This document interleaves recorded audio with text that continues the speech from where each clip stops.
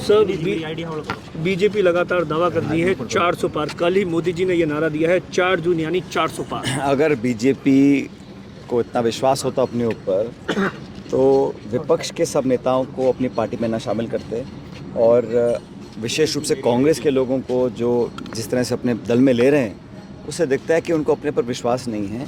और प्रचार एक होता है, दावे करना एक होता है, ज़मीनी हकीकत दूसरी होती है।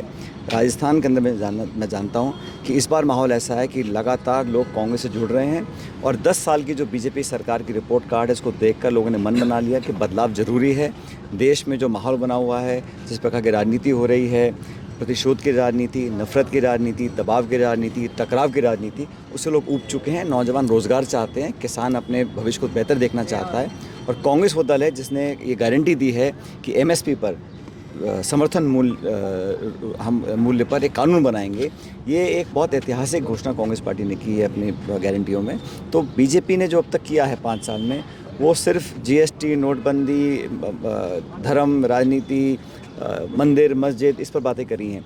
और आज लोग चाहते हैं कि आप वास्तविकता पर ध्यान दें और प्रमुख दल जो है कांग्रेस उसके आप खाते सीज कर दें, उनके नेताओं को आप डराएं, धमकाएं, लालच दें। इस प्रकार की राजनीति को लोग पसंद नहीं करते हैं। देश के प्रधानमंत्री नरेंद्र मोदी कल राजस्थान में थे। सीधे तौर पर कांग्रेस पर यह आरोप लगाया कि कांग्रेस ही बार बार प्रचार कर रही, आग लगा दी। 10 साल में कौन सी आग लगा दी? भ्रष्टाचार और इंडिया अलायंस को लेकर तमाम बड़े बड़े आरोप लगाए हैं। देखिए, आमतौर पर होता राजनीति में जो विपक्षी दल होता है वो आरोप लगाता है सत्ताधारी दल के ऊपर।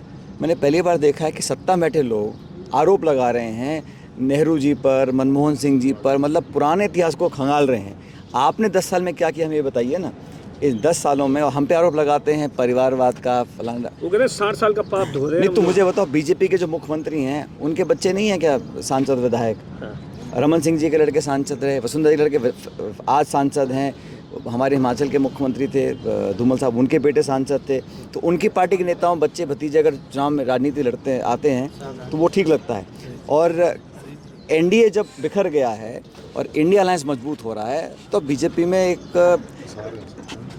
डर पैदा हो गया कि ये इंडिया अलायंस की पार्टीज़ का जो वोट शेयर है वो 65% था 2019 में और एनडीए को टोटल 35% वोट मिले थे। तो ये तो हकीकत है, आंकड़े हैं, इसको झुटला नहीं सकता।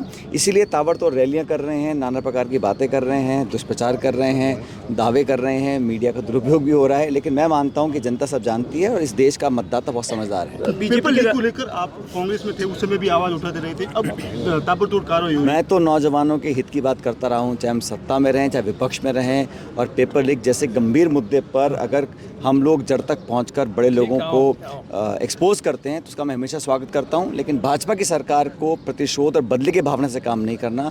कल भी जिस प्रकार एक मंत्री का बयान आया वो बड़ा अशोभनीय है। इस प्रकार की धमकियां देना जब आचार संहिता लगी हुई है, ये एक जिम्मेदार पद पर बैठे व्यक्ति को नहीं करना चाहिए। सर, आप जिस सीट पर खड़े हैं वहाँ पर केंद्रीय मंत्री कैलाश चौधरी है। बड़ी चुनौती है बीजेपी कांग्रेस के लिए यहाँ पर? कोई चुनौती नहीं है। मुझे लगता है कि 25 में अधिकांश सीटों पर कांग्रेस पार्टी जीत कर जाएगी। और बाड़मेर में तो जो हाल बने हुए हैं, जो मैंने कल से देखा यहाँ पर तो भाजपा का कोई प्रचार करने वाला ही नहीं बचा है।